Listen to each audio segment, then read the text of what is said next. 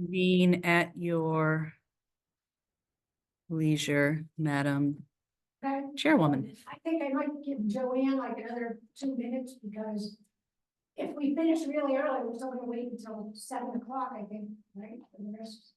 Yeah. For the. Yeah, For the realistically. rest of the public, we're gonna have a lot of business, so why don't I give Joanne a couple minutes? Could somebody, since I turned the room microphone on, can somebody in the Zoom room just confirm whether you can hear adequately? We have one ambient mic in the room.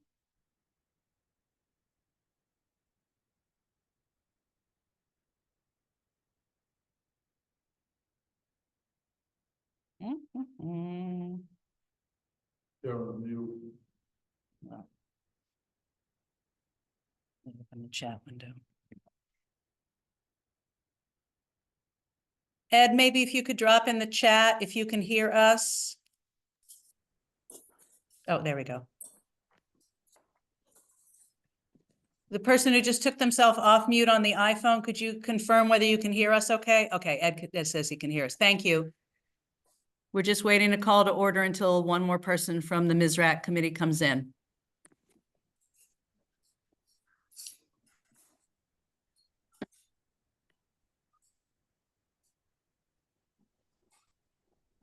First came, I remember when they first came out, but I don't know.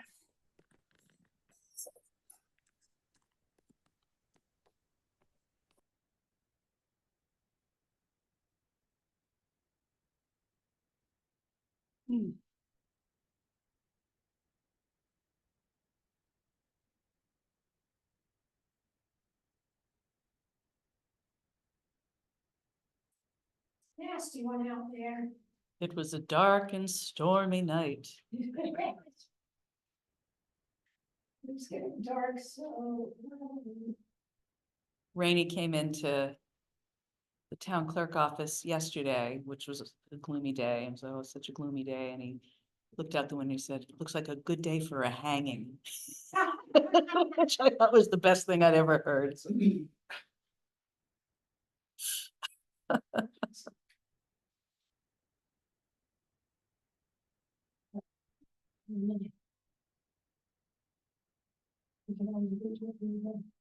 Yes.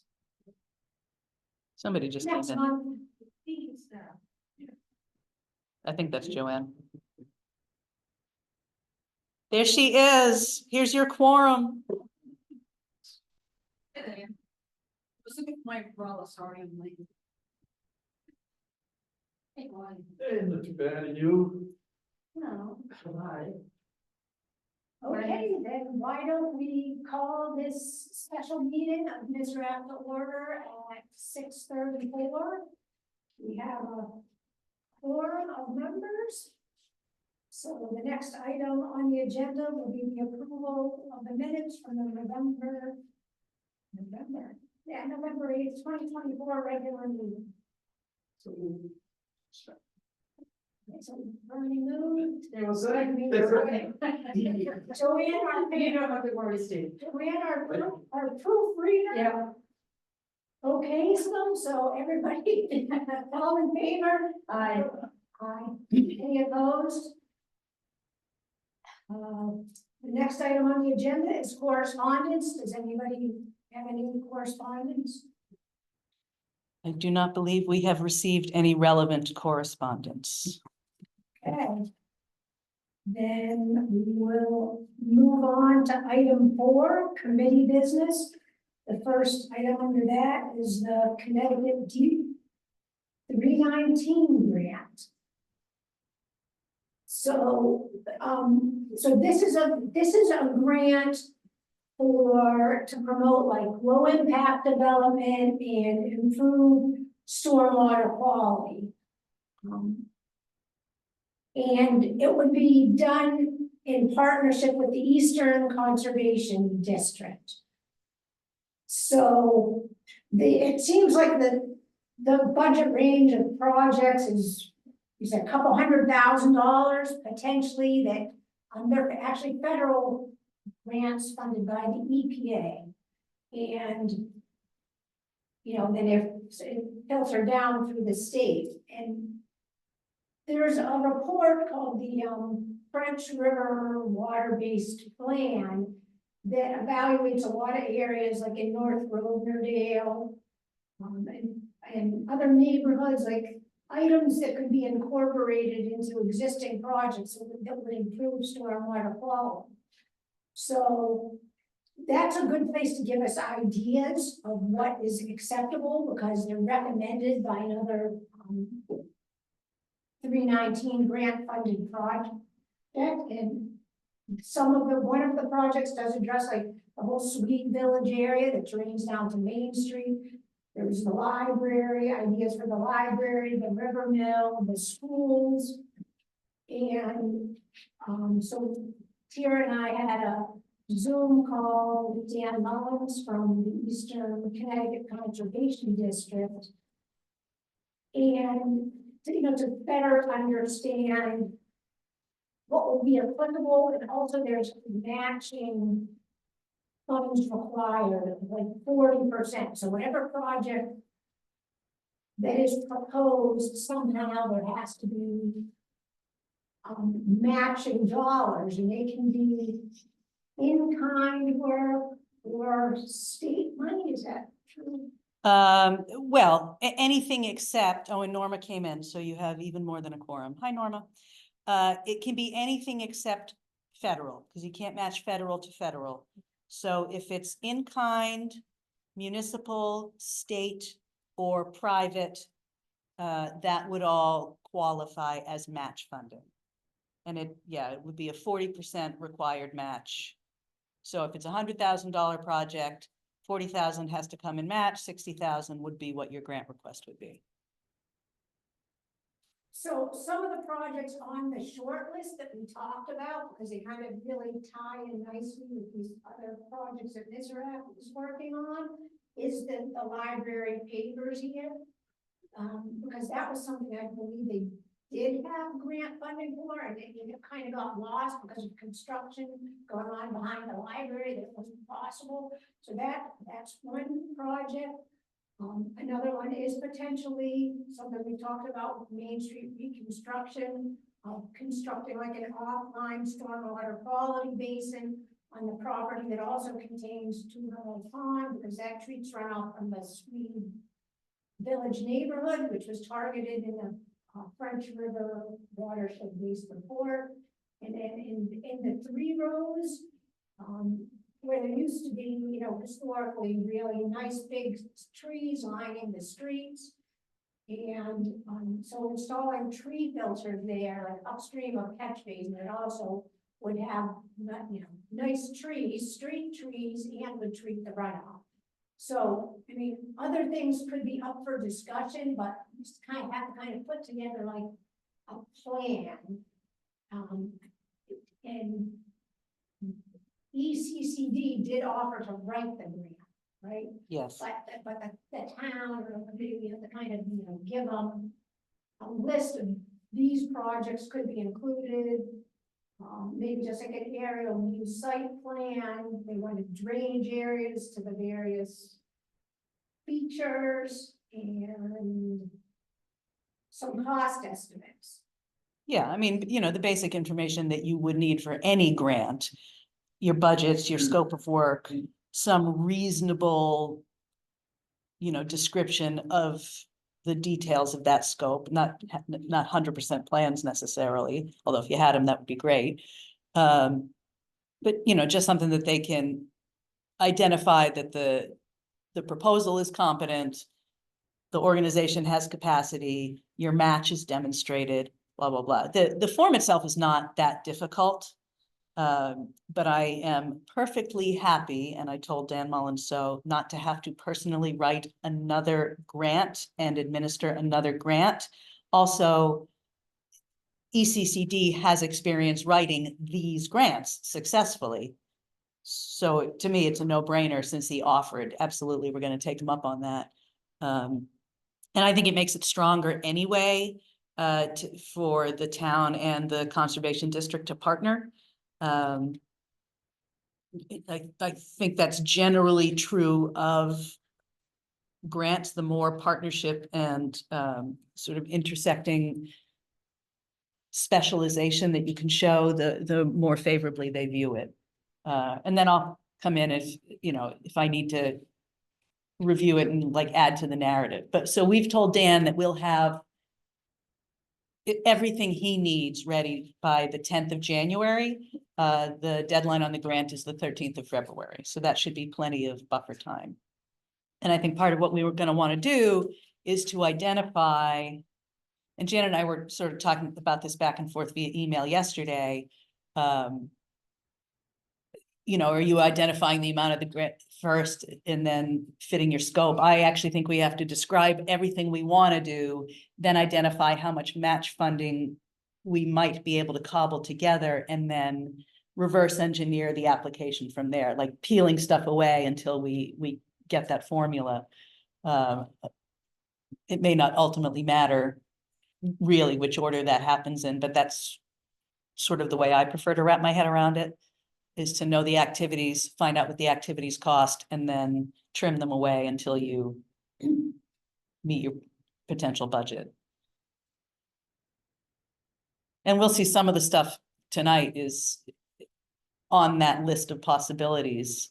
Although, as Dan brought up, by the time they finish the contract, the construction for some of what we might propose to expand the scope here might not intersect all that well with the grant calendar on the other side, the award dates. So that would be in that series of considerations about what we might do or not do. Right, or potentially on Main Street, have something to a couple more bid alternates, so if it can get awarded in Main Street, go for it. If it's a little over budget, hope for the 319 grant. Yeah, and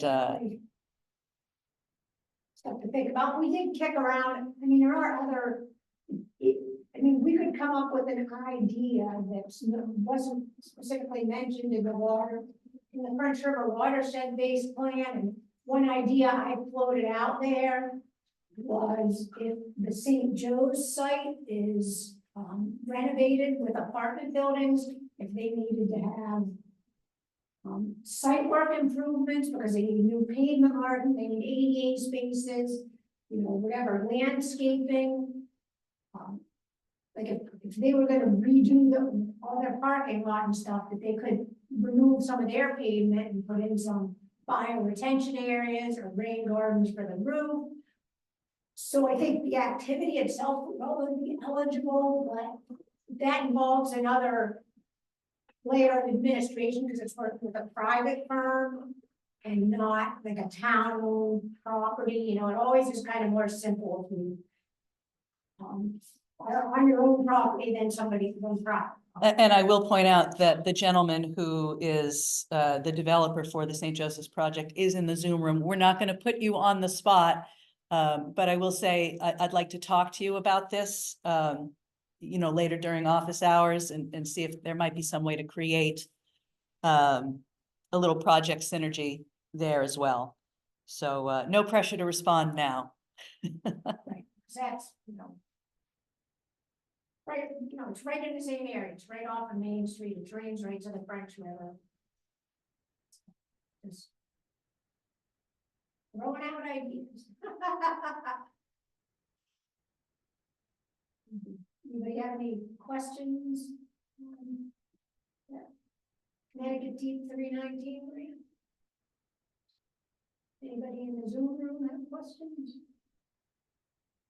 So you have to get the information. Yes. We have to get enough Dan. information to Dan to be able to draft the grant by the 10th of January. Doesn't mean it's necessarily all the final information, but it has to be substantially what we're planning on doing, what the match is, blah, blah, blah. That's time. Well, he has to submit it. He doesn't have to submit it till February 13th. No, that makes sense. That's not much. No, time it's not. for- And it sounds like it's the two of you here doing this. It's before. Well, that's why we set the 10th as the deadline, because that is our next meeting. Oh. That's the date.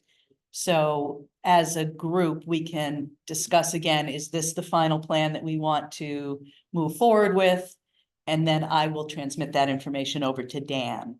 And then he and I and Janet would work on that application in whatever way. It's not a hard date, that's our target date, we need another couple days because we made changes at our meeting. He said that was okay with that, that's just, gives us a target date. That's good, just want to make sure. It sounded early for a meeting, so it's good. Yeah, no, that's definitely the meeting. And I am, no matter what we apply for, it's gonna be these pavers and getting rid of those invasive shrubs in front of this library. I don't care what else we do, I'm getting rid of that barberry. Full stop.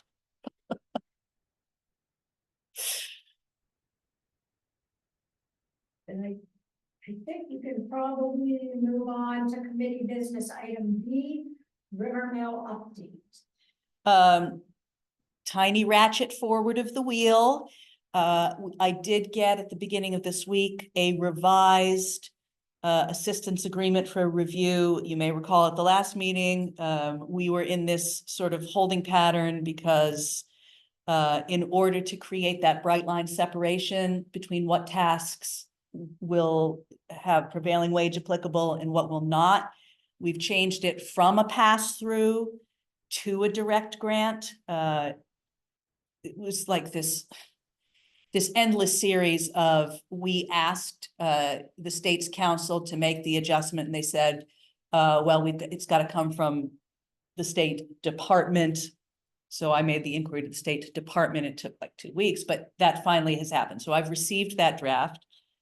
I am going to see Binu Chandy, who is the director of the Brownfield program, on Friday at that Brownfields networking thing.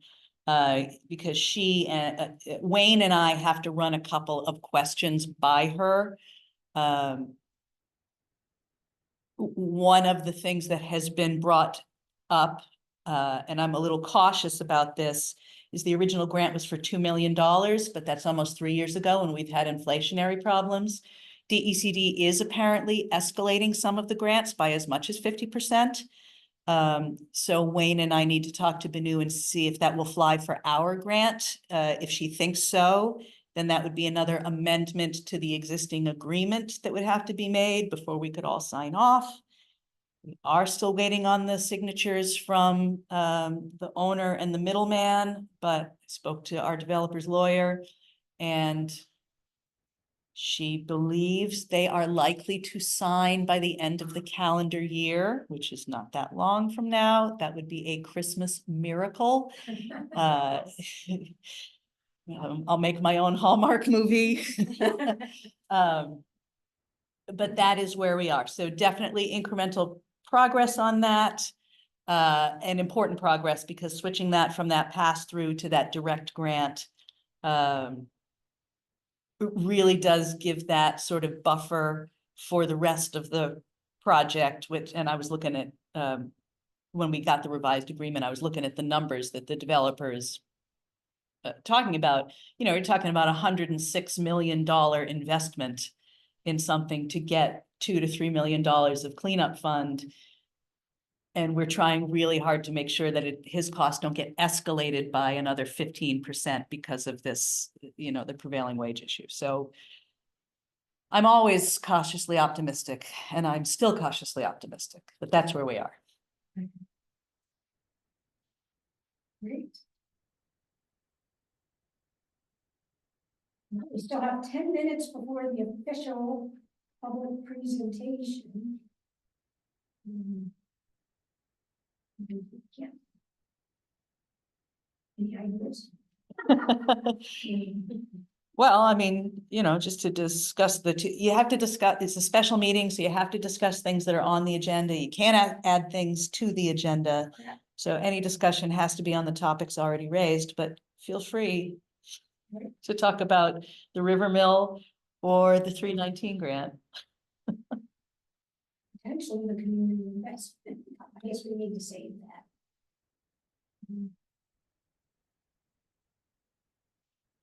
Any questions or comments from the two folks attending online? Feel free to either raise your hand or take yourself directly off mute if you don't know where that function is.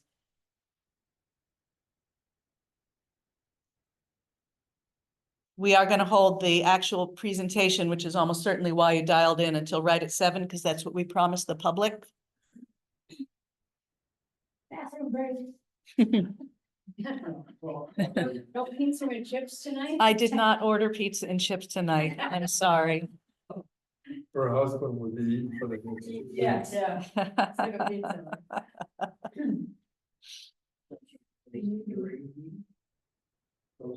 Well, the way it's, the agenda was written. It runs into. It runs into. Big chunk of our meeting. It is essentially the main function of the meeting tonight. Because you're not supposed to meet with each other unless you're on an agenda to discuss things, so the whole thing is a special meeting. Robert's rules. I didn't make them up. There's no committee member and comments section, so we could move that to now if we needed to, right? Don't we usually have a We comment usually section? do have one for this special meeting. It didn't. Oh, we can talk now. Yeah, If- It's just not an agenda item. It's really just burning time until the presentations. You can make it an agenda. No, we can't, not for a special meeting. Well, it can be low impact development. Because it's for storage, it's for water quality.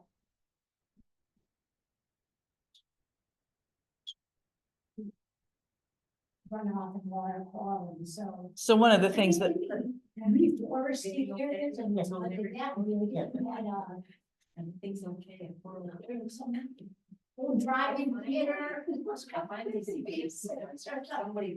so one of the things that I kept finding confusing about the grant, the way it's described, is that fulfilling your MS4 obligations are not supposed to be what you use the grant for. But obviously, all of these activities do it. And Dan finally clarified it for me, that you've got your base, what's the base?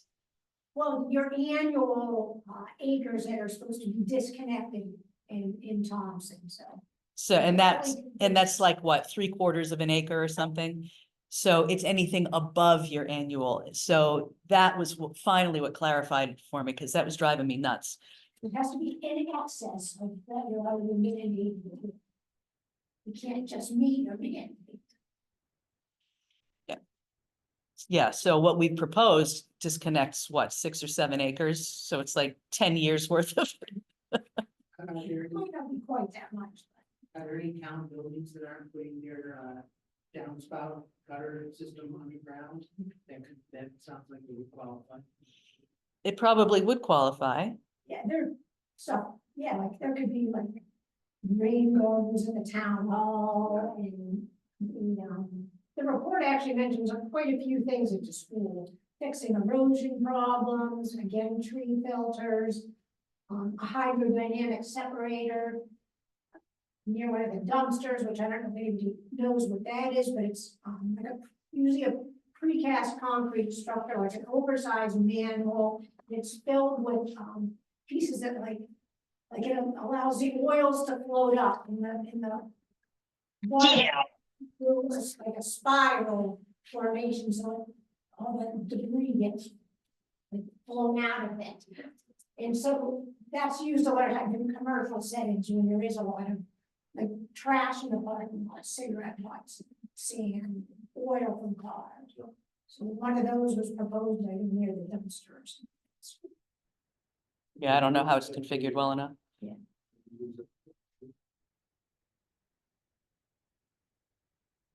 I'm not that familiar with their site, but potentially. Did you hear that? I sort of heard something related to the treatment plant. Wastewater Yeah. plant, something on the grounds in the wastewater treatment plant. This versus the treatment plant itself. Right, Right, right. like on the site. So I will tell you that I would prefer, because I think it will make our application stronger, and Dan and Janet and I discussed this a little bit, trying to keep the project located somewhere close to what we're doing here on Main Street, because again, you're talking about leveraging prior project dollars, even if you're not showing them as match, you're showing investment in renovations or revitalization to a whole area. I think that's a story to tell that granting agents like to see, like, oh, look, we did this thing, so we're gonna do this thing next that builds off this thing. I think they like those kind of escalating ladder projects. Which is why, because as Janet pointed out, the watershed-based plan doesn't just focus here. It has stuff up at the school, it has stuff at town hall, it has something in Heritage Circle, which is a little random and outside all of the other areas. You know, like pervious pavement, a lot of it is low impact development stuff versus a formal drainage system, so, you know, replacing asphalt with pervious pavement. Just the landscaping, just removing excess pavement when it's not needed. All kind of things that improve water quality.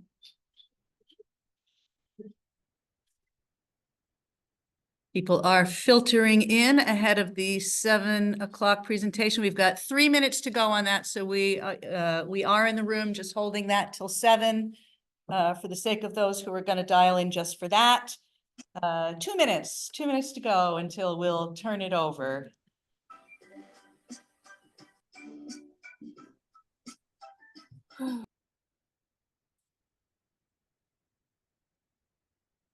Thanks for coming. People are coming in the room. I love that.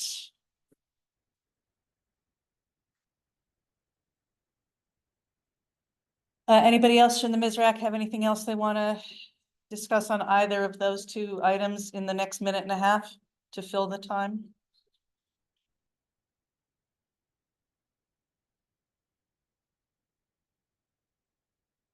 That's okay. My history there.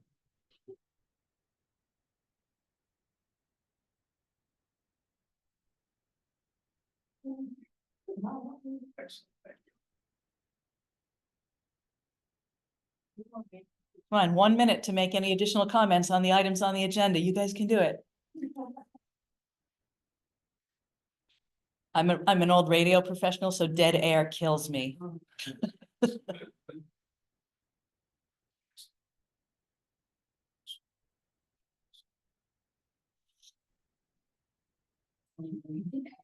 Hmm? I don't see Tom's sign yet. No, but I do see Jason from the Villager. Yeah. I don't have, I didn't bring my brief. Causes. We are. Yes. You know,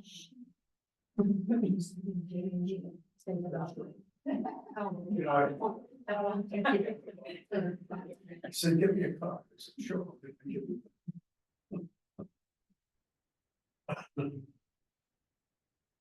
And I do expect that we're gonna have some people coming in from the Thompson Business Association meeting, which generally gets over right at 7, but I know, and it is 7 o'clock now, so I am going to share screen. Let me do this first. Let me. Well, I guess I'll do it this way. Here we go. Slideshow.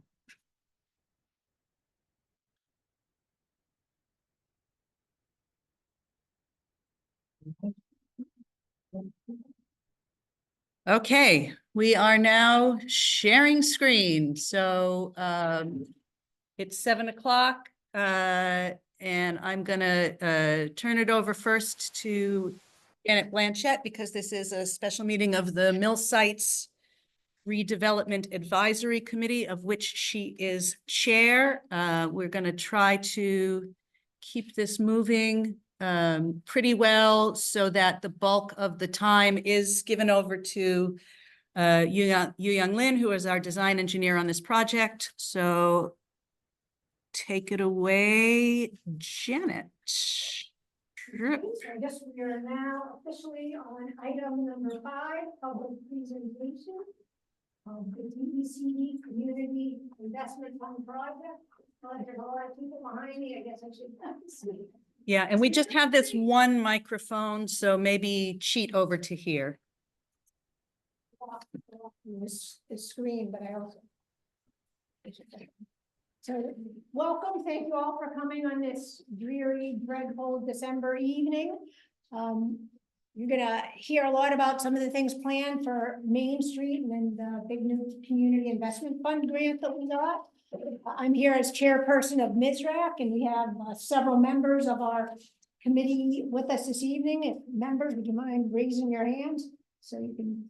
Well, So, just so you know, the people in the Zoom room Yeah, but- can't see you. so I'll tell you the Okay. names. We have Norma O'Leary and Joanne Hall in the front row, Vice Chair Steve Lewis and Bernie Davis in the back row. We do have some other members, but we have most active members are here this evening. So 20 years ago, they tore the Belden Corticelli mill down, the owner did, for salvage materials, and it left a huge eyesore in the center of Thompson.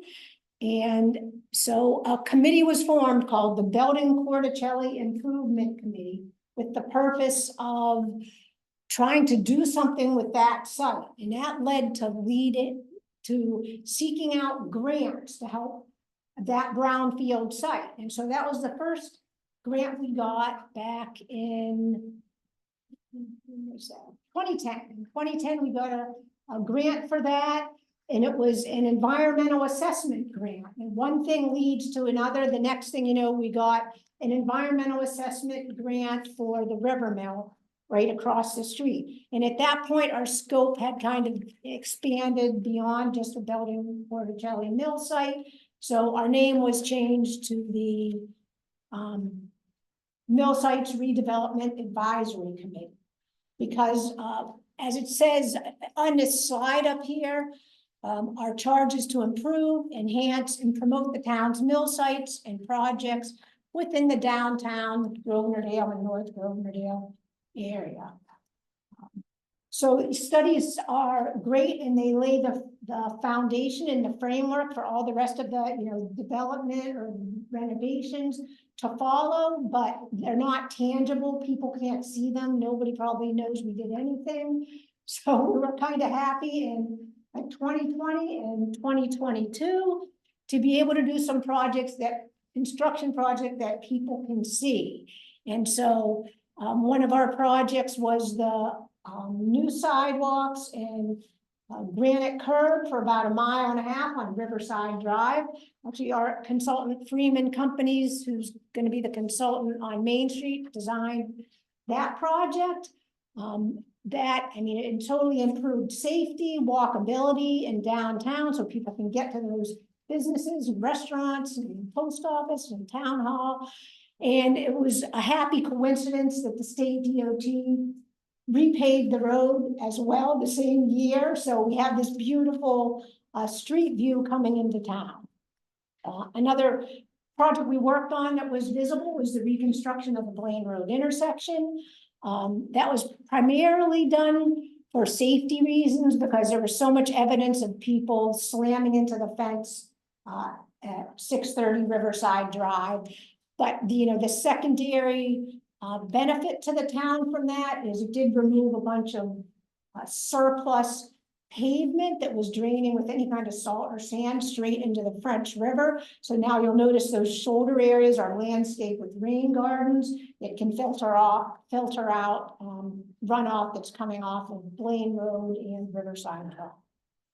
So that kind of brings us almost up to the future. The things that we're currently working on, we're working on all the aspects associated with the SIFT grant, supporting the continued renovations of 65 Main Street.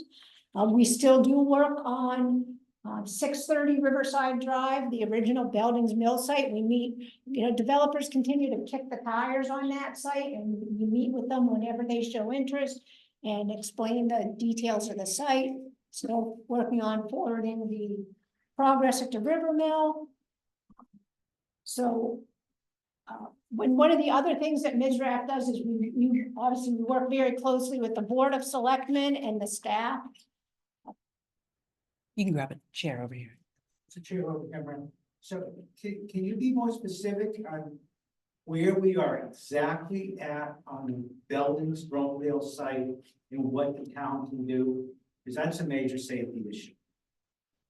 You mean 630 Riverside Drive? Well, yeah, The everybody calls it Belding's- Belding's, the site that's where the tower fell over. Right. It's staying there, kids are playing there. We have evidence that kids were up the tower. Where are we at on getting that done? Well, we continue to look at opportunities to get remediation funding for remediation. You're just listed it on one of the real estate sites. So, for- yeah, I recently worked with Advanced CT, which is, it's like a quasi-public agency that works on economic development across the state. And they, after sort of an intake process, have listed it on what they call their investment, their certified sites page as an investment-ready site. And that's a place where, sort of high-level sophisticated developers can look for potential projects. The site has some inherent challenges which have given it less traction than a site like that should be getting, right? It's pretty flat. It's almost entirely flat, although we know there's contamination. It's, as brownfields go, it's really not that bad. But the ownership is weird, and Thompson has no natural gas utility, which reduces its desirability to developers who want to work at a certain scale.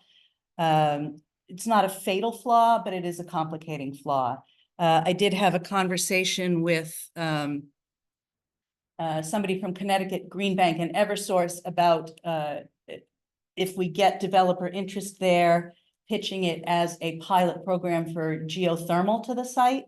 But that would be after we get a developer who really wants to come in and do something. The state of Connecticut has some challenges. There's something called the Transfer Act, which they're trying to sunset, which makes the sale of contaminated properties aren't necessarily complex. So until they sunset, it's whoever just came in, could you put yourself on mute, please? Need to be crushed by any means necessary. Thank you. Can we force the owner to fence it off? The owner has been requested to fence that off many, many times, and they've made some patch fixes to it now and then. But the short answer is that he's been served notice to clean up the tower and take down the smokestack. That happened as soon as that tower fell, and it has resulted in very little. Our tools to force action are incredibly limited. And that's just the reality. So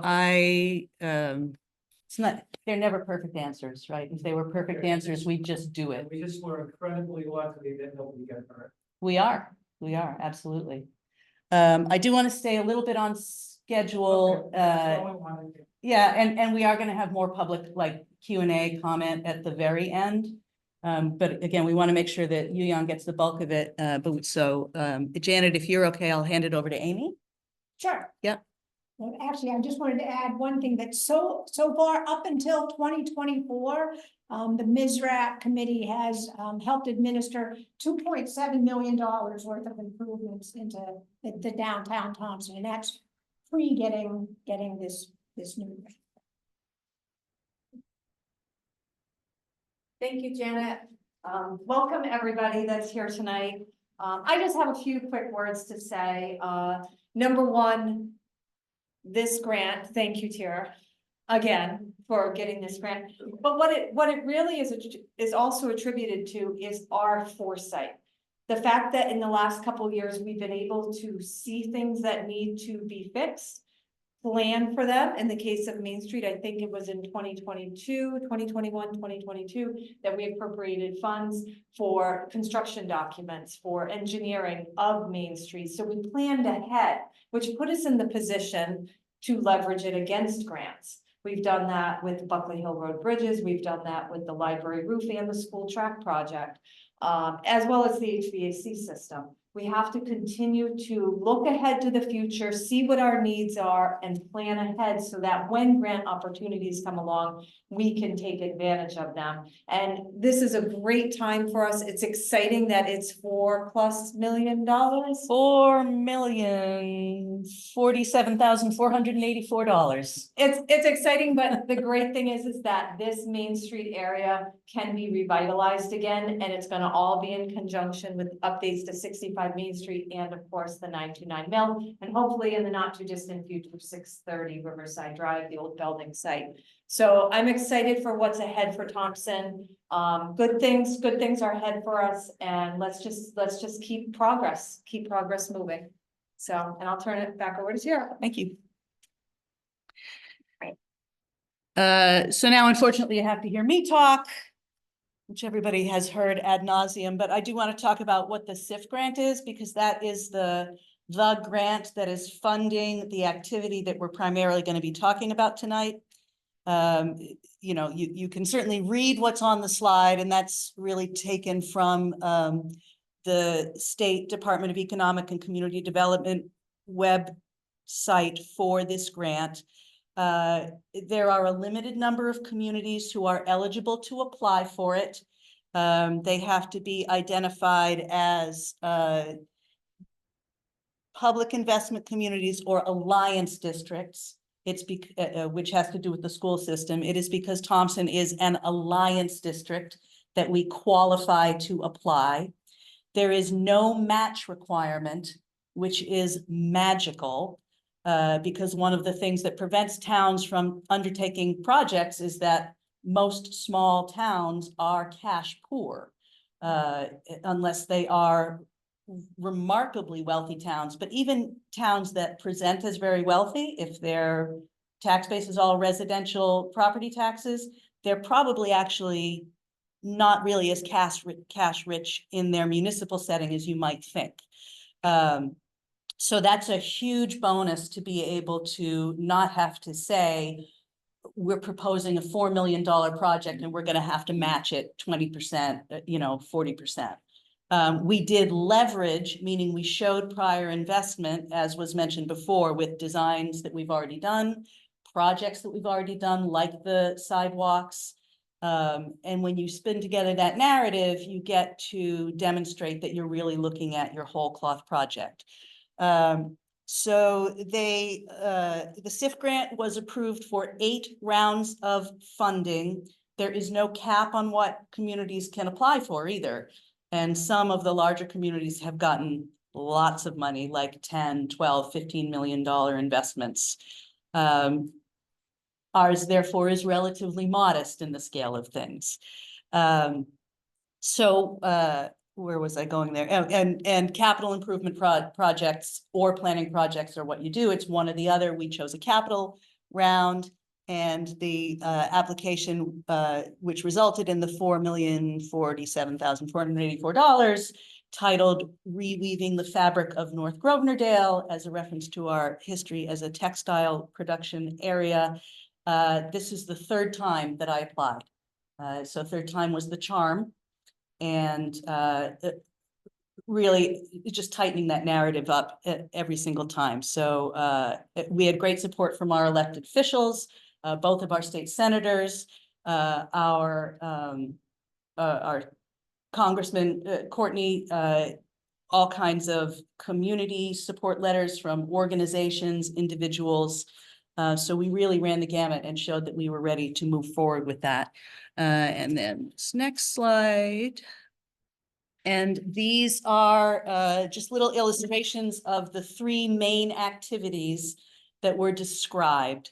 So the bulk of the money that we requested, over 3 million of the 4 million total, was proposed for the full depth reconstruction of all of Main Street and its related sidewalks, extending north up Route 12 a little bit to where that sidewalk ends in front of the building that used to be a church and I think is now a private residence. An additional chunk of change is dedicated to the ongoing renovations of 65 Main Street. And we can talk a little bit more about some of the grants related to that and what we've been doing there in a second. But we had a funding gap after the first federal award was granted, and this grant will allow us to close that funding gap.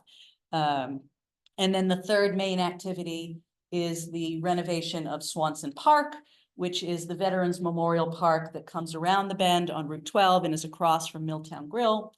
That has great synergy with that sidewalk project, which at the time it was done was very stressful for the business owner because it tore up the sort of hazardous parking area that they used to have there, replaced it with sidewalk and patio area, which they have now, if you've driven by, improves the look of that building and allows them to generate more income because they can fit more tables. So after a little stressful period, I think that the business owner there has been very happy. Swanson Park being across the street from this place that has outdoor eating area now, that can only benefit the existing business. You know, to the point where maybe if it becomes a place that's so attractive, you want to hang out there, that people can actually go get a lunch there, sit across the street, walk from River Mill Village, walk from Main Street, and eventually when the River Mill itself is renovated, you know, all these projects play together. So those are the three main activities proposed in the SIF grant, which was awarded. And Yu Yang's going to talk about that shortly. Yeah, we're pretty well on time. So again, just to update on other related grants that we leveraged into this project, the big one, of course, is the $2 million brownfield cleanup grant that we have yet to finalize for River Mill. We were formally notified of that award 3 years ago by DECD. But as anybody who has been following the project knows, super complicated ownership chain, complicated past history with past tenants who contaminated the property and had to be compelled to put money aside into the cleanup. You know, last year, the year before, we had to go to town meeting to assign the tax lien to our developer who's working on the project with us so that he has leverage to foreclose if it comes to it, and issues that came up at the state level with prevailing wage. So lots of complications, but that is an active grant that we are very hopeful will move forward in 2025 with actual activity. We appear to be closing on finalizing the actual grant agreement. Everybody keep your fingers crossed. The other depiction that you'll see up there are plans that were developed for us for the 65 Main project related to some public green space that we are planning there. And that is part of a planning grant that I wrote for successfully to the U.S. Department of Agriculture, Urban Agriculture and Innovative Planning grant stream. That was a 2-year grant. We're coming up on the last 4-ish months of it, 3.5 to 4 months, to develop a master plan once the building is renovated.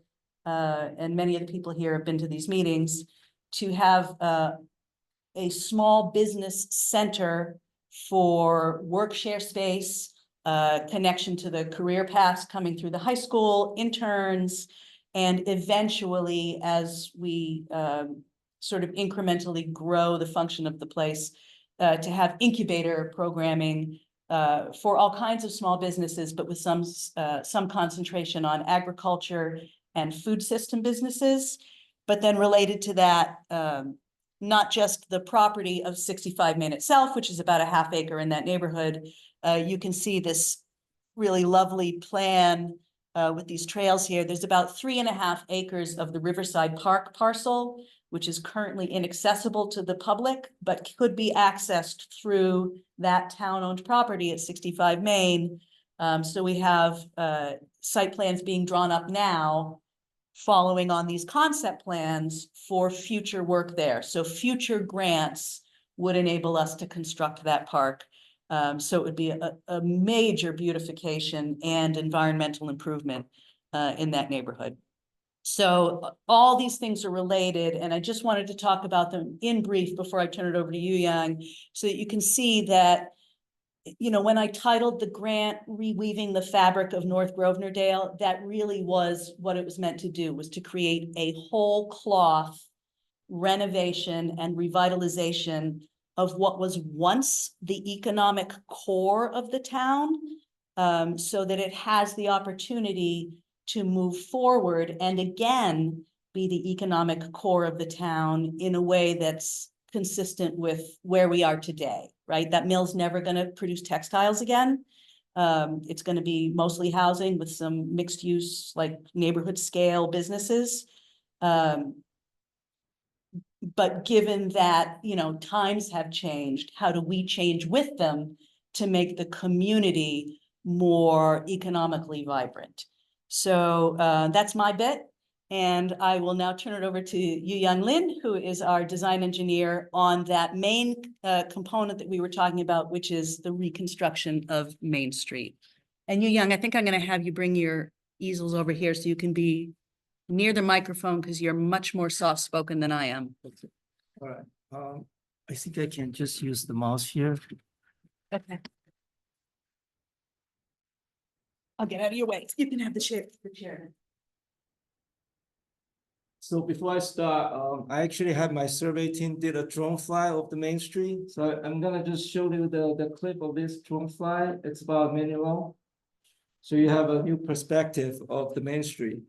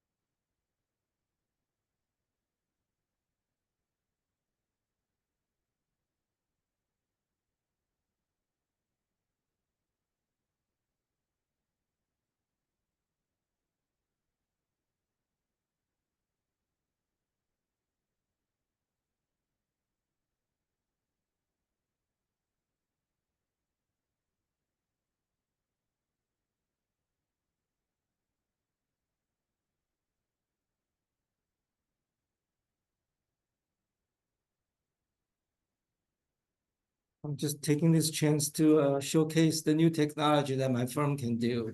With this drone, we actually can turn it into a survey fairly quickly.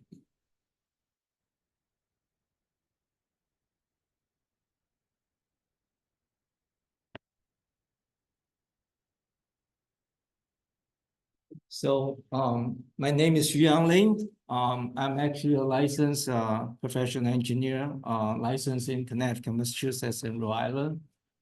I'm also a certified professional traffic operation engineer with 25 years of experience. I'm actually passionate about using my skill to help the community. I'm lucky enough to work with some of the town officials, and then so really familiar with the town right now. So what I'm contracted to do for the town is actually 3 parts. We're doing the Main Street reconstruction, which I'm gonna go into the plans a little bit more, but pretty much consists of 4 depths of construction. And we're replacing all the sidewalks, a 4 drainage replacement as well. And then the main part is actually, we're gonna talk about a little bit more detail, is the realign of the dangerous intersection of Main Street and Route 12, northern section. And on top of that, I think Tara mentioned about the Swanson Park. There's plans, because we're doing the construction already, There's already concept plan there, so we're gonna turn that concept plan into a bid document, so the contractor can bid at the same time. And on top of that, we're gonna take this opportunity to use some of the grant that Jenna was mentioning about. For some drainage improvements, that's just on the side of Main Street, which is actually we're gonna reduce the directly connected impervious area, which is actually by constructing a water quality pond on a town property. What's the pond's name? Yes, and then we're gonna have a bypass drainage structure, so we can treat the first 1.3 inches of rainfall from certain areas to improve the water quality. So I apologize, the plan is hard to read, but I do have the actual plans over there. Like Tara was saying that the construction of Main Street started at southern intersection with Route 12, going all the way to the northern intersection of Route 12. On the cross-section side, you'll see we're actually replacing 1.5 foot, which is 18 inches of pavements. So we're gonna excavate 18 inches of pavements, and then on top of that, we're gonna replace the sidewalk along the street. The main thing is we're not widening the road. So whatever the current width of the road is gonna stay. But you're gonna have a brand new roadway, which is good for 20 years of service life. And then on top of that, you see on the right side here, that's the bypass structure to include the water quality. So this pond size is actually just conceptual. We haven't really calculated that. So the idea is to construct a pond there. So all the runoff can be treated at the pond before you outlet to another bigger pond. And then part of the funding that we're gonna be using is actually construct pervious pavers for the library. And then the main part is we're gonna reconfigure the intersection.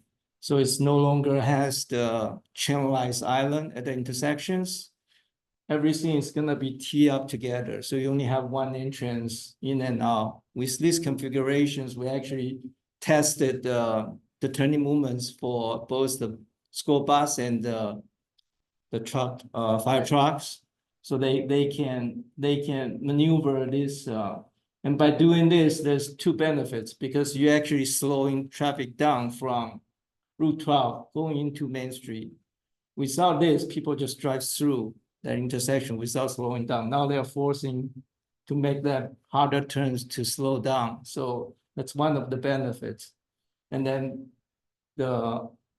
currently the monument and the flag pole on the channelized island is gonna be relocated to the right green area here.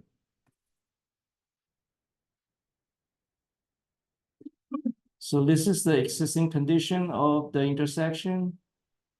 This is a rendering of what it's gonna look like. So with that, there are certain things that we have to do is actually, since we're changing the configuration, so we have to replace the current guide rail along this retaining wall. We're gonna push back to follow the newer curb lines. And then for the Swanson Park, this is the concept that was given to us. This is the existing, and then the proposed layout will be like what you're showing here. We're gonna plant some cherry trees, putting on some benches, and then maybe some of the monuments will be relocated to the park. Are you gonna put, say, additional parking there? Yes, yeah, thank you for bringing it up. Yes, at the other side of, let me go back.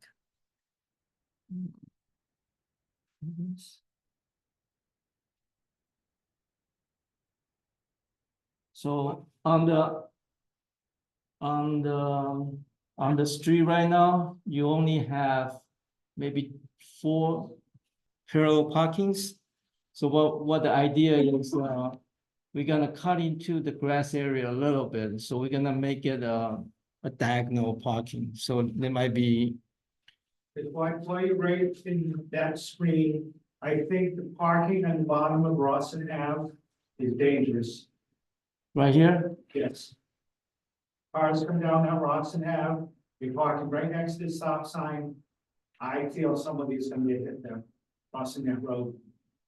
well, that, I don't know if anybody agrees with me, but I go to that restaurant enough to see it.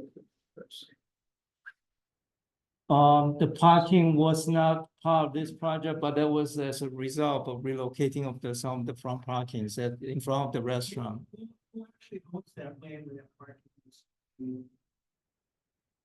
The parking in the bottom of Rawson Ave, on the other side of the road, is that town land, or is that right? I think that's Tom. That's the town, Yeah. that's part of the reason why it's there. Right.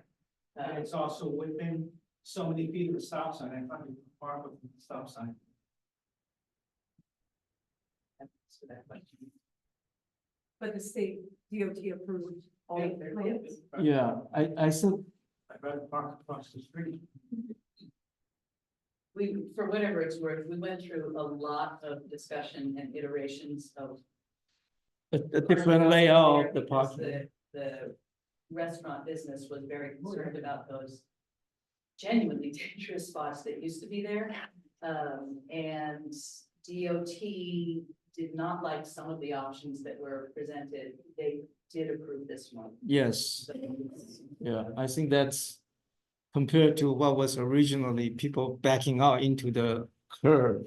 And then this is much safer. So I guess I want to talk about what can you expect during construction? We're talking about, we're gonna do 4 depths of roadway construction along with drainage. And a lot of drainage is the trunk line in the middle of the road. So doing a one-way alternate is probably not feasible. So what we're thinking is we're gonna have to close one section of the road at a time to do those drainage constructions.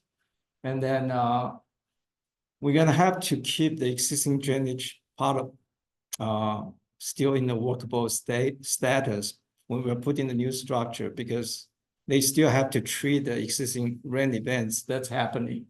And then so we're trying to kind of schedule those during the drier seasons, but also thinking about this is actually haven't been thoroughly designed yet, but when we're getting into the design, we're gonna sort about when it's a good section to close, and then we can do those drainage with minimal impact to the public.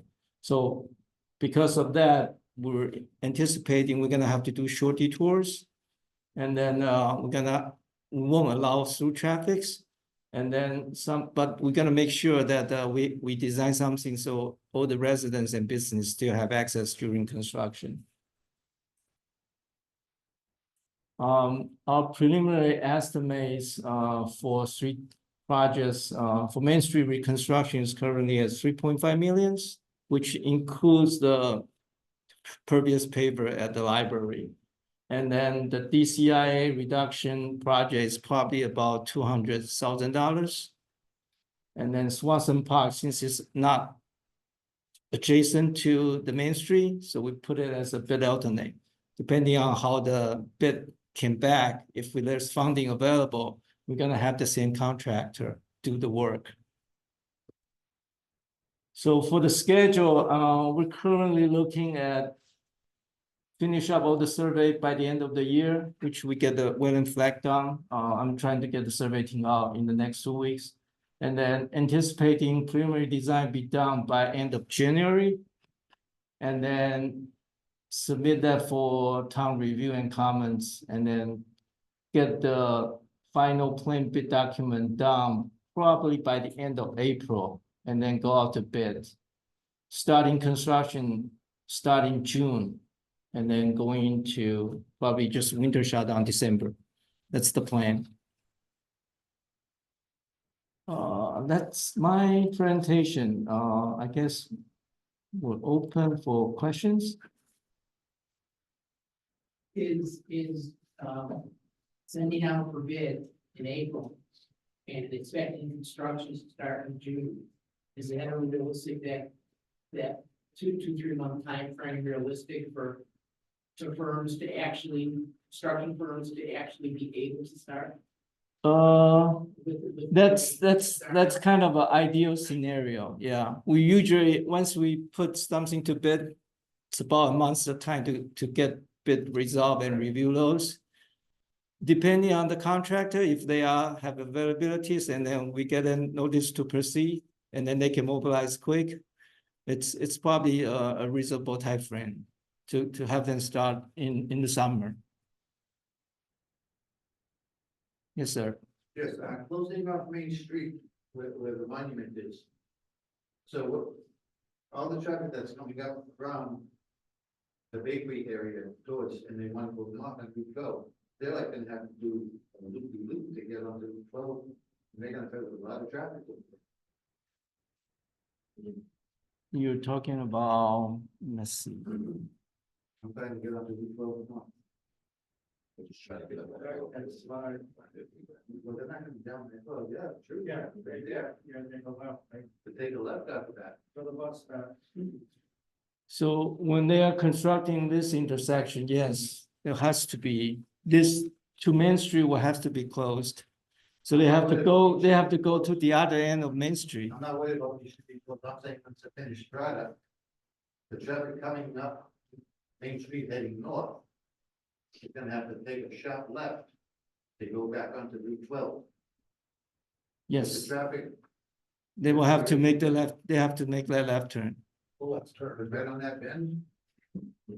They have That's- full visibility both directions. Yeah, but it's pretty old, but from stopping and moving forward, getting up to speed.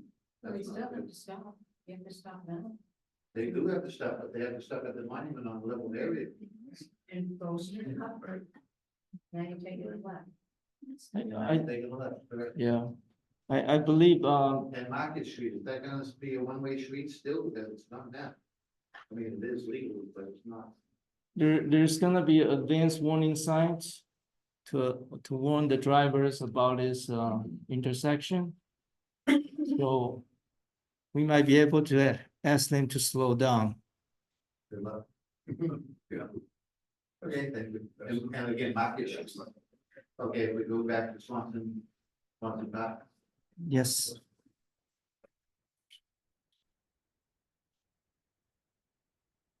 Okay, the street up at the top of the hill, at the top of the street.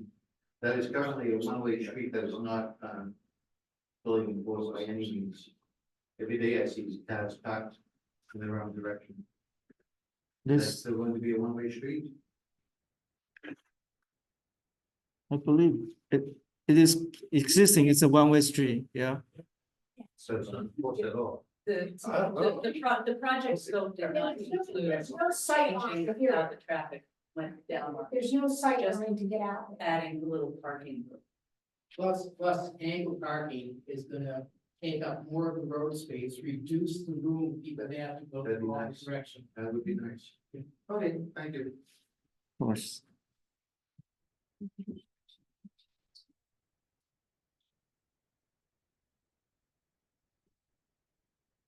We did put aside a lot of time for questions, go ahead. Yeah, I noticed we're supposed to say our name and address, Randy Moore, 130 Pompeo Road, North Cloverdale, Connecticut. I just want to state to the group here that I am a lifelong resident of this community, and I cannot wait for this project to finally be completed. That is the backbone of the North Cloverdale community as it is. And it's something that a lot of us have hoped for a long, long time. It looks like we're a year or maybe a little more than a year away from completion. Kudos to Tara and all the work that she's put into this effort and the prior effort. Sidewalk on Road 12. Kudos to Amy and her staff and to the committee members who have been working on this for a long time. As exciting as Main Street is, and it's one of the most exciting things, in my opinion, that's going to happen in this town or has happened for a long time. I'm just as excited as the new veterans officer for the town of Thompson. I am just as excited about the plan to redo part of Oscar Swanson Park, the Veterans Memorial Park, and make it into something that is more pleasing and flows better, and maybe more inclusive of some of the other monuments that we have spread out around town. I can't wait to be part of that. As I know, I've talked to Tara and Amy about that, and I think that that alone is going to make veterans in this community very, very happy to see that the community, that the government in town is looking at making things better for the veterans in town. So just wanted to add my comments about how pleased I am about what I'm seeing. I will agree with Mike. I think you do have a problem right out here for cars that are coming south on 12 and how they would have to make a stop and turn onto Main Street. I can't visualize that right now. I think the Mike is. I was thinking it, I wasn't gonna say anything, but since you brought it up, because I want this to be a positive meeting, but I think there's a potential problem. We're gonna evaluate that.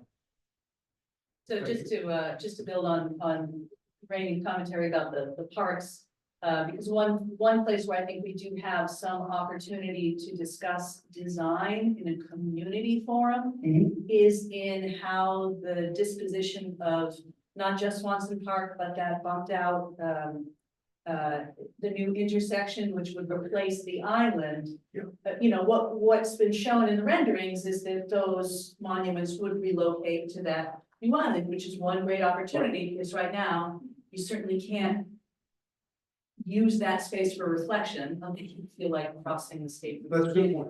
Right, but is it there? Do they move to Swanson Park? Is there some other way that that could be designed that we could get people in the neighborhood? And that is one place where you and I have spoken, which is, you know, we'd like the veterans groups to weigh in, but we'd also like the people who live in the neighborhood to, you know, to tell us how they think that intersection space could be best designed. I mean, not the street configuration so much, but the green space. The green space, that yeah. now comes into existence. And if I can speak, Amy St. Ange, first selectman. I think I personally think you're visualizing it potentially inaccurately because you're still picturing that monument there. The engineers have shot grades. You know, they've done their measurements, they've done their due diligence to make sure a fire truck can turn. Why would a car or a truck going left not be able to make the turn? We have to visualize and we have to trust that the engineers are doing what they need to do to ensure that it's a safe intersection. And the reason that we really looked at this intersection was to protect the safety, especially of those residents in Carriage Square, who brought to our attention that cars speed through the current coming north onto Main Street. They speed onto Main Street and they don't slow down. So this was really, we looked at three or four different options. Yes. And this one was the most viable and made the most sense. Okay, and I'll also provide just a little more context from when we redid Blaine Road. For 2 years, there was not a single day that I didn't get a call, an email, or someone stopping me in my office or on the street to say how much less safe it was gonna be when we changed that intersection. And I don't think anybody driving by or using that intersection now would claim it is less safe than the ocean of pavement which used to confront people taking lefts and rights in and out of Blaine. And some of it is definitely visualization. It is always hard, even with the renderings, to imagine a new pattern. But to your point, Rainey, when you say that cars are gonna have to slow down to take the turn on, that's actually what we want them to do. That's a good thing. Yeah, that is a safer way to travel, is to slow down and take a turn on an angle rather than flying 45 miles into a 15-mile zone with nothing to stop you. Well, I think it's just hard for us to visualize without seeing elevations to verify that. Right. Coming south, you can see that guy stopped to turn onto Main Street.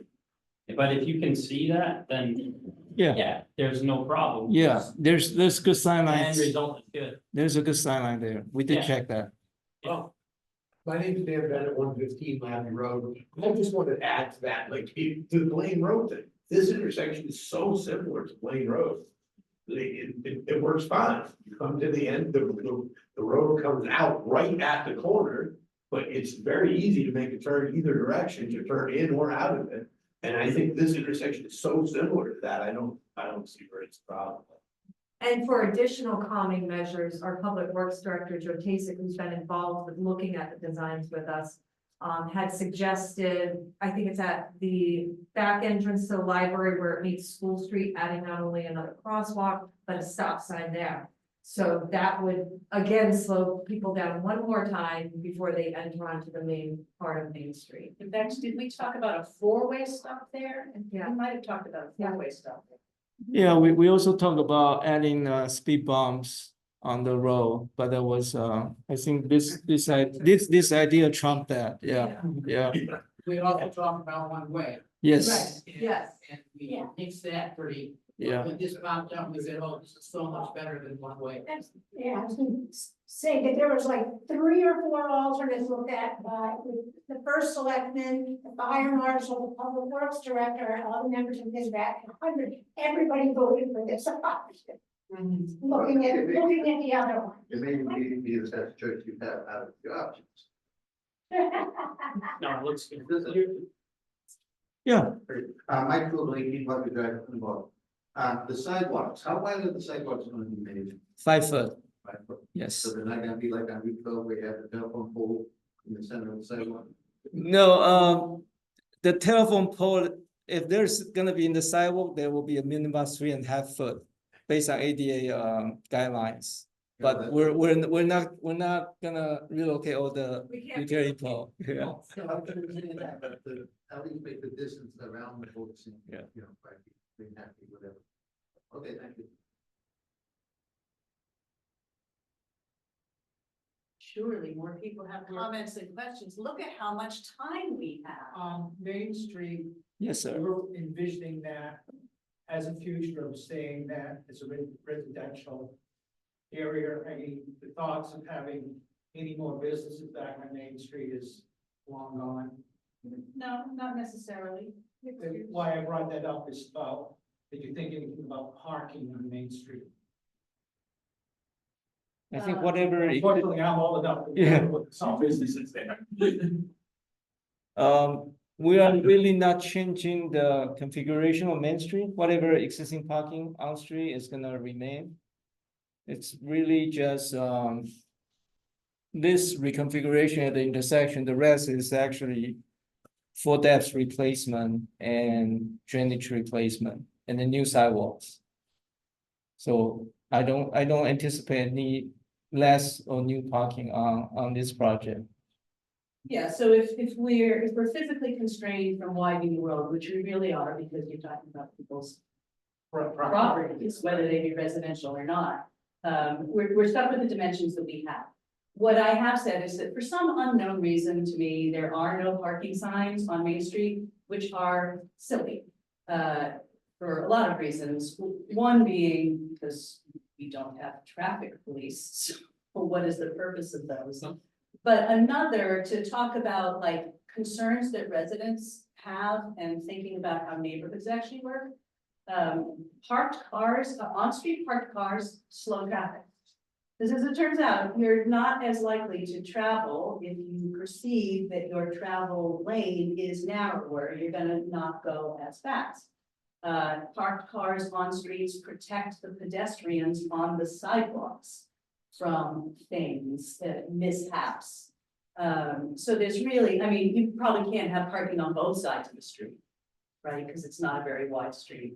But there is no reason why it would benefit the town to disallow on-street parking in the existing neighborhood, whether it stays mostly residential, which it is likely to do because it's a fairly mature neighborhood. But there is some opportunity for some infill on some of the lots there, or some of the buildings that are currently vacant or could be converted. The zoning does allow for mixed uses. I think, what is it, land reflooring at one time?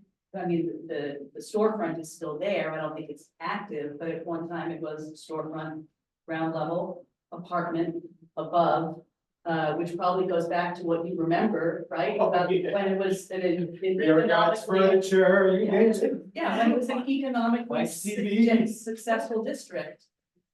So to encourage that kind of thing again, would also be in the interest of the town, but the existing structures are almost entirely residential. So somebody would have to want to make that conversion, but if they wanted to, they could propose it.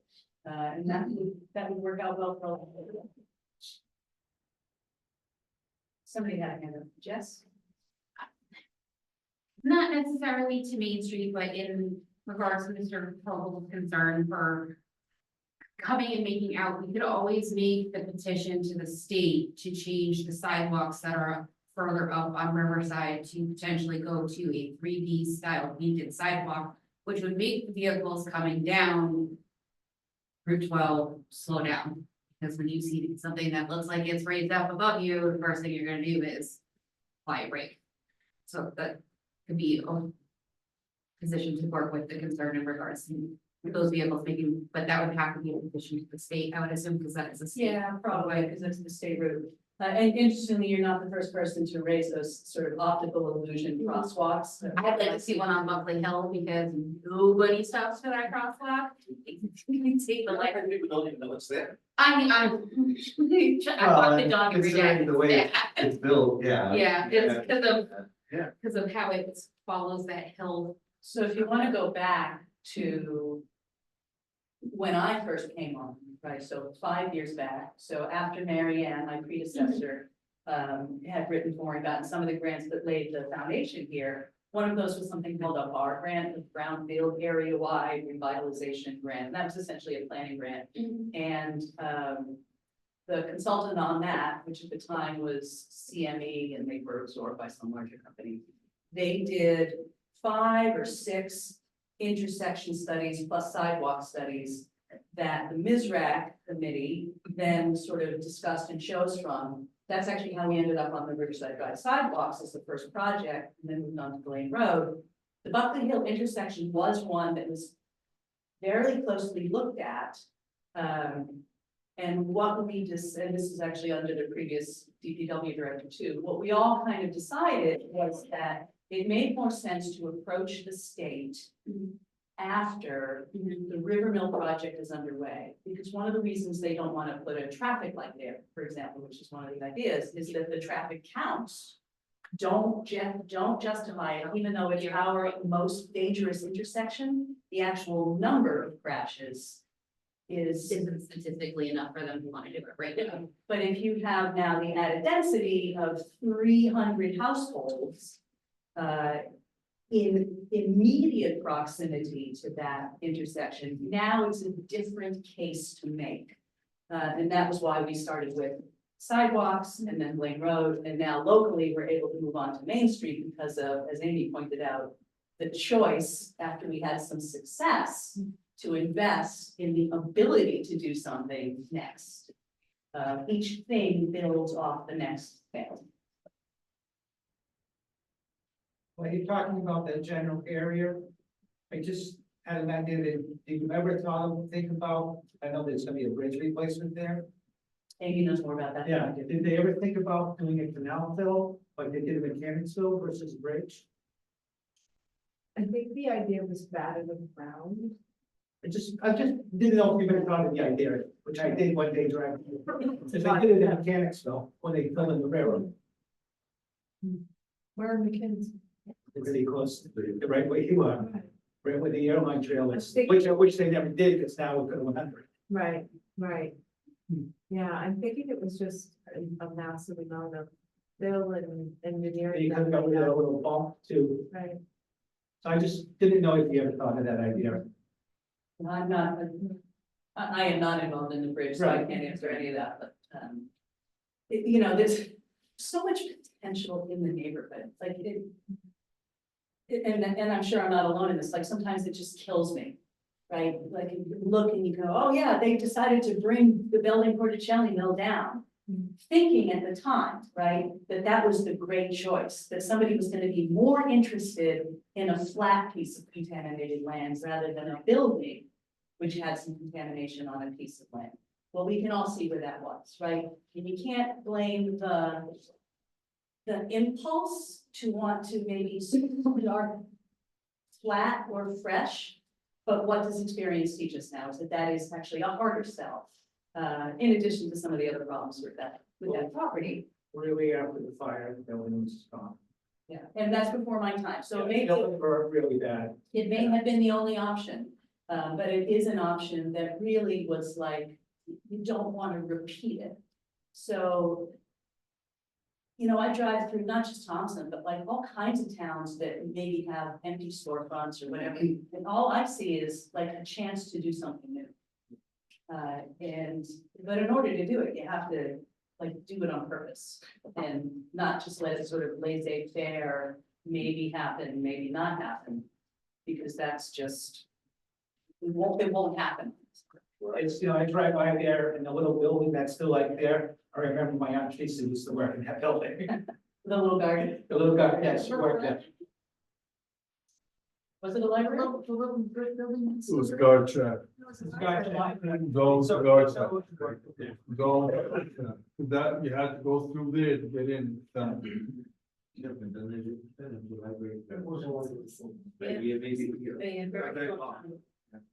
And the Main Street building that you're doing was the library at one time, right? It was, so quick history lesson.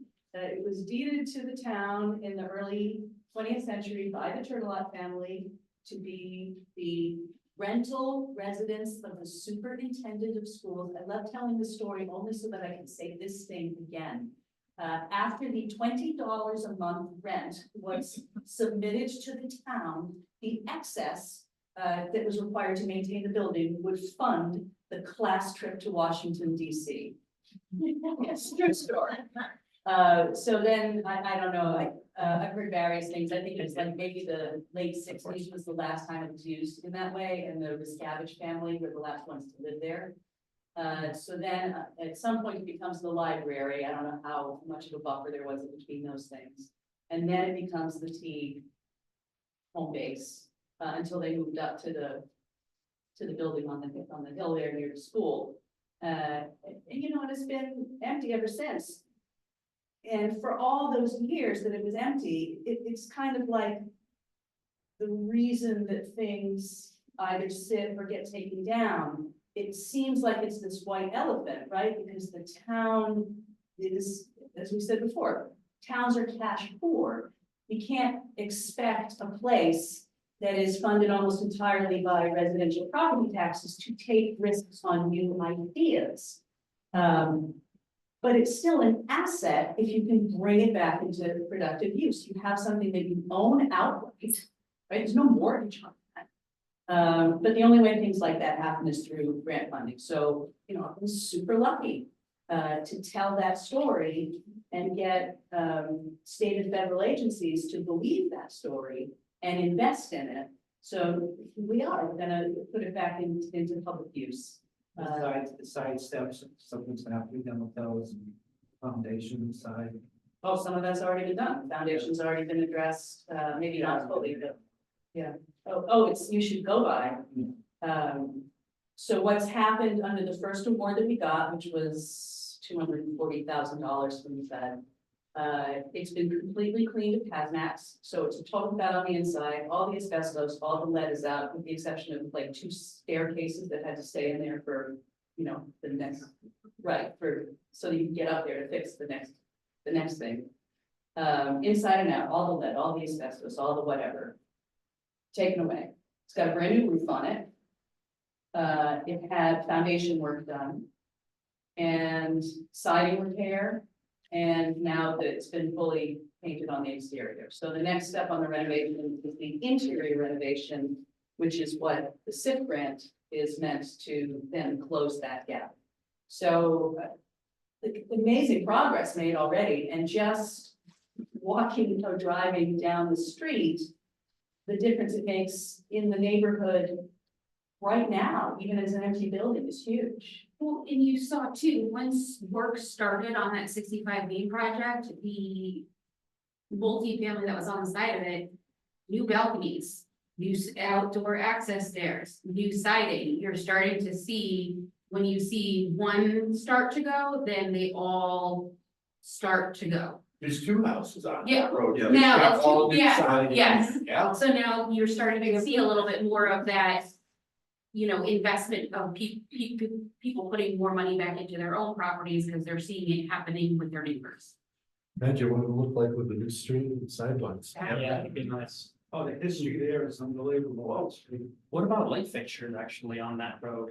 Like, That's there- very good. are there gonna be like nice, nice decorative light fixtures on that road? Sidewalks? That'd be nice. It was discussed, and the conclusion of the committee was to kind of go out the neighborhood, talk to residents, see where they want more lighting, see where more lighting is, or existing lighting isn't necessary, much like we did on Route 12. We walked the entire length of Route 12 Yeah. sidewalk project, and did a light study from the road lights, and the same, but in terms of decorative lighting, It wasn't, Not a it wasn't budget. built into the grant. Well, Let's just say that. what we face in other areas, Riverside Park, for example, is we're constantly replacing the globes because they get broken. And they're pretty pricey. Gotcha. So we have to make sure that whatever we do, we're able to keep up on the maintenance of that, unfortunately. So that makes us be a little bit more conservative, but adding streetlights potentially, which we did, for the Riverside project, for the Route 12 Hmm. sidewalk project, we did walk and we did add lights. Nice, So okay. they just weren't decorative. Okay, yeah. So that's good.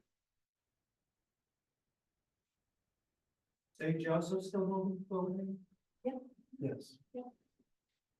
That church is still? Yes, sir. It still holds services, yes. Oh, Sorry, St. Joseph. yeah. No, not St. Joseph's Church on Main Street. Oh, the Episcopal Church? Oh, was it the sweet or? Yeah, I think I'm good. They just had a craft fair for the holidays, so they must still have a congregation. I did hear this.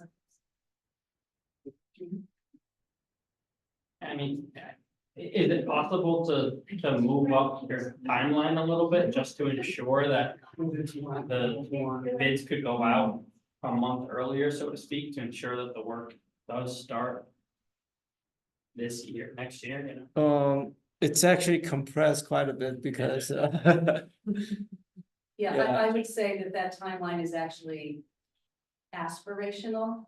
Because remember that this is a state grant funded project, which means they reserve the right to review all the bids. Yeah. They will tell us when we can actually publish the bids.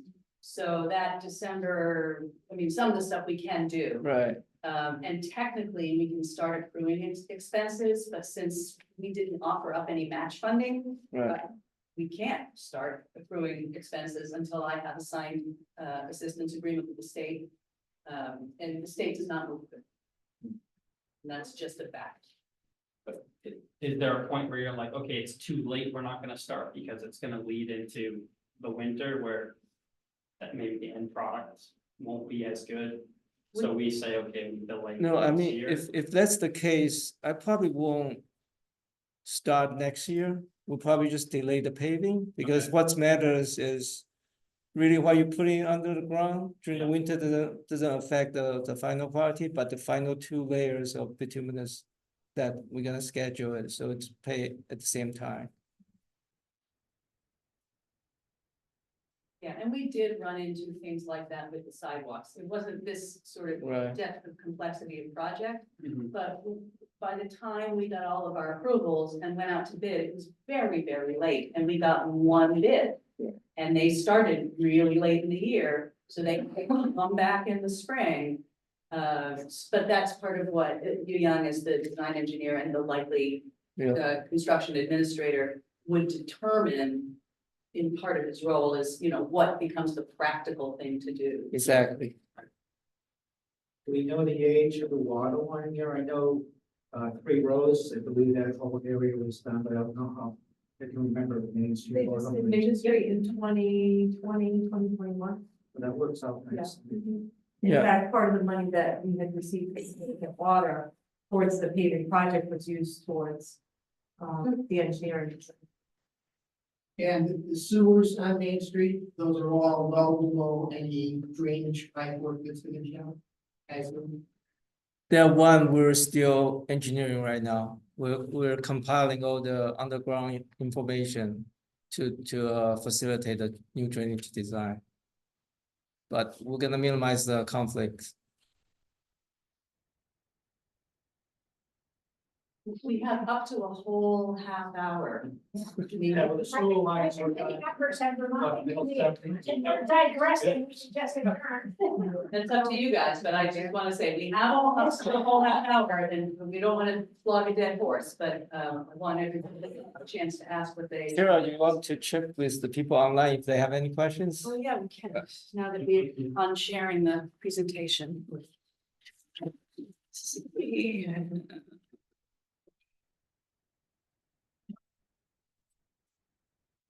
Oh, yeah. Yeah, so, sorry, it's hard to see the online participants when we have the screen share up. So if anybody in the, online room has questions or comments, by all means, raise your hand if you can find the function. If not, just take yourself off mute and, knock yourself out.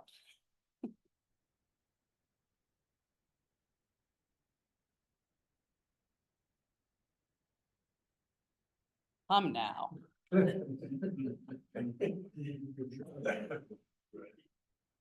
Carl's trying to get. Connecting to audio. That's usually what you're doing. Well, if he was, so a thing that happens when you have the share screen up like that is sometimes you can't see the people waiting to come in. So if he was sitting there unadmitted, he might have to dial in again and I'll have to apologize to him tomorrow. Anybody online? Come on, going once. Anybody else in the room? So I was just cashing in nickels at Stop and Shop, and that's basically a main street right there, its own little town. And does anybody know that there's an empty shop there? I don't think there is. Like, they started over, essentially. And it's populated, it's busy. I'm not sure I know where you're talking about, though. There's Stop and Shop, there's a whole row of stores, and it's a massive parking lot for. Kennedy Drive. Yeah. Okay, you mean the one that's up behind like the Wendy off the main drag, Yes. that's it's essentially a strip mall. So it's very populated. It has much more parking than anybody could ever, occupy all these buildings. And it's got the DMV in there too. So there's something to be said for starting over with the mill that got torn down, there was a fire. We couldn't do anything about it. So if your question is, are there opportunities to build from scratch? The main answer is yes, that Belding Corticelli site is that potential. It has challenges, which include a kooky ownership structure, and some contamination and some other things like, again, the lack of natural gas connection, although that's not, again, fatal. We do get people, developers coming in with various levels of, reasonable ideas, right? Various levels of sophistication and competence in what they're proposing. And when we get a sense that somebody, and this has been going on since long before I showed up. Whenever we get a sense that somebody has a proposal that looks good, we certainly encourage them. There's a licensed environmental professional who did the assessments there that we refer them to so they can understand where the contamination is.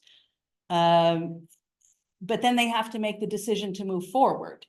We can help them. We have tools that we can employ to make that path easier, but at some point they have to decide it pencils out.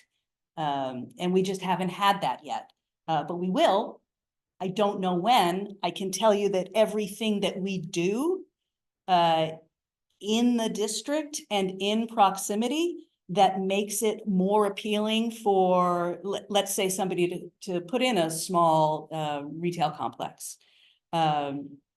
everything we do that makes that easier elsewhere in the district also makes it easier there. And as like little incremental build outs happen, make it more likely that somebody will find that it pencils out. There's a cliche that says retail follows rooftops, right? And I've had this conversation with people who want to do projects in various areas of town. Some of their concerns is there isn't enough density. There isn't enough traffic. There aren't enough people to make my small business risk worth it. So we have to do some of these other things to make that small business risk less risky. But it takes a day to knock a building down, and 20 years on, the solution has not been arrived at. So they're harder problems to unravel than they are to create. Oh, yes. As the controversial thing of tax, giving some type of special tax, 5 years or whatever, I know that's very controversial. Towns talk about that, but it's, sometimes it could be a way to make them make their final decision to. We have that as a tool. We have that as a tool already. We have some specific tools for developing multifamily housing. We have some specific tools to assist in revitalizing structures like the River Mill or like some others in town that are challenging. And we kind of always have, as a municipality, the right to do something like assign a lien, but it goes to town meeting. So we have to make the case to the public. We did that over here. And although we did have some residents who were not in favor, the overwhelming response was that the people who came out to hear that story understood that story and were more than happy to allow that incentivization to help the project move forward. So I would expect that if we got to that point over there, we would be able to do that too. And we tell developers that. We're not keeping any secrets from anybody who wants to develop these projects. The dollar store is so nice. You need something quick. You don't have to run the button. I think that's one of the greatest. Yeah, it's not everybody's favorite, but it's better than an empty lot. Right. It's not very fair, but yeah, it's better than empty lot. I think someone has a question. Oh, does somebody have a question? Who has? Yes, I do. Oh, go ahead, please. Yes, my name is Merrill Sinay, and I had a couple of questions concerning the flow of water coming out of Duhamel's Pond. Are they going to use a box culvert to take care of that, or put in something new in? What was the question again? The flow of water coming out of The water quality pond? Yes. It's gonna be an outlet structure to that pond.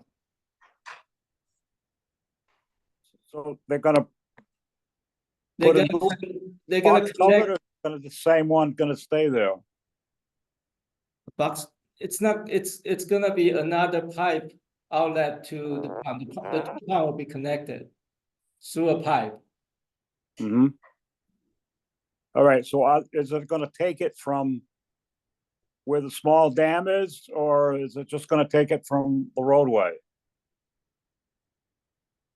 I don't- If I can. Yeah, go ahead. All right, Let me get out of your way. Just walk my keys aside. so if I can share the screen real quick.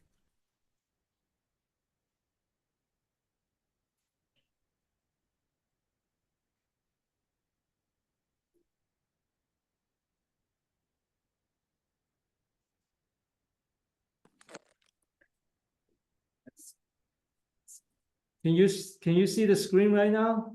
Yes, I can. All right, so I can launch it.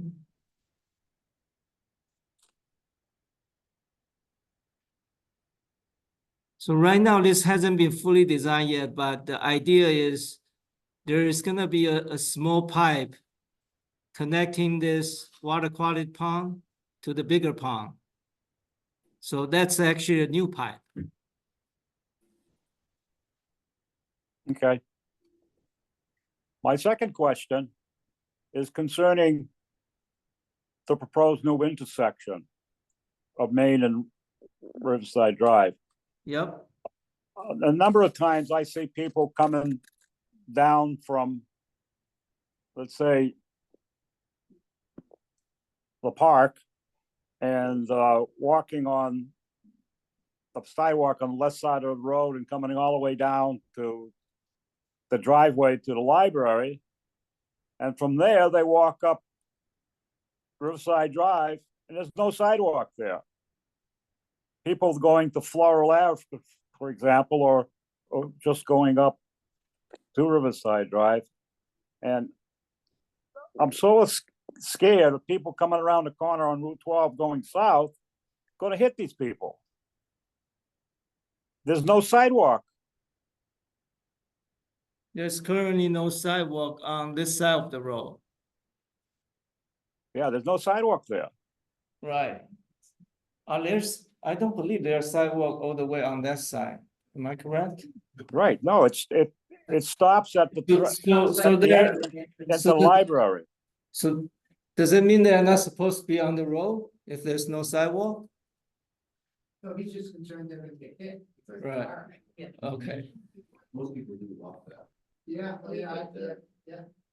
It's a valid point, but I don't see how it's ties into this project. right. It's around the corner on Route 12. So supposedly they should cross the sidewalk. They should be using this sidewalk. Yeah. Coming across and come back. It's so much further. Yeah, tell them to do that. You know, people with baby carriages coming up and their cars coming south on Riverside drives around the corner there. And a number of times I've seen people hit their brakes to avoid hitting someone. That's a whole nother can of worms now, correct? Because now we're involved in the state road. Right. It's a whole nother humongous project, but something we're considering in the future. Yeah, That one sounds like a future project. It could be incorporated into the mill renovation because they're gonna have a lot of people who will wanna go walking. right. When they do their site work, maybe they'll incorporate a sidewalk. Yeah, and I mean, it's not.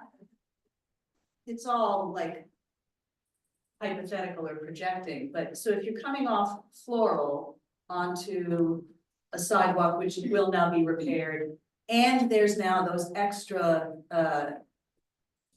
shoulders, right? Grassed shoulders. You have a slightly more protected area, you can stay on the sidewalk or come onto the slight shoulder, whereas now there's nothing but extra pavement and an island, so you get some additional safety right off the bat. I mean, you can't control for all behaviors.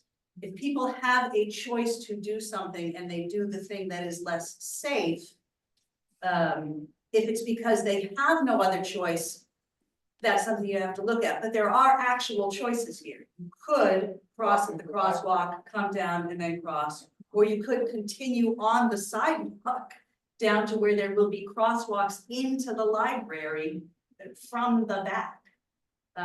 Right. I know if I were, you know, and I do walk around in the neighborhood, if I'm making a choice, unless it's like grotesquely inconvenient for me to make the safer choice, I will generally make the safer choice because I don't feel like getting hit by a car. You know, we built a beautiful sidewalk from Route 200 all the way up. People can cross and take through the park. We get down to the entrance to the library and the sidewalk stops. And then there's how many feet from the driveway to the library up till the first or second house on Riverside Drive after Main Street. And then you get sidewalk again.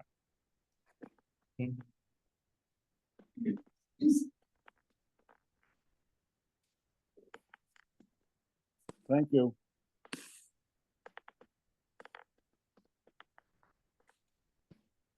Does anybody else in the online room have any comments?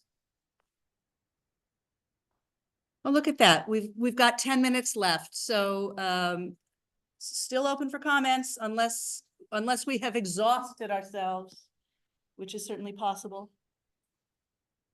Anybody? Does anybody have anything else for me? Should we adjourn and go home 10 minutes early?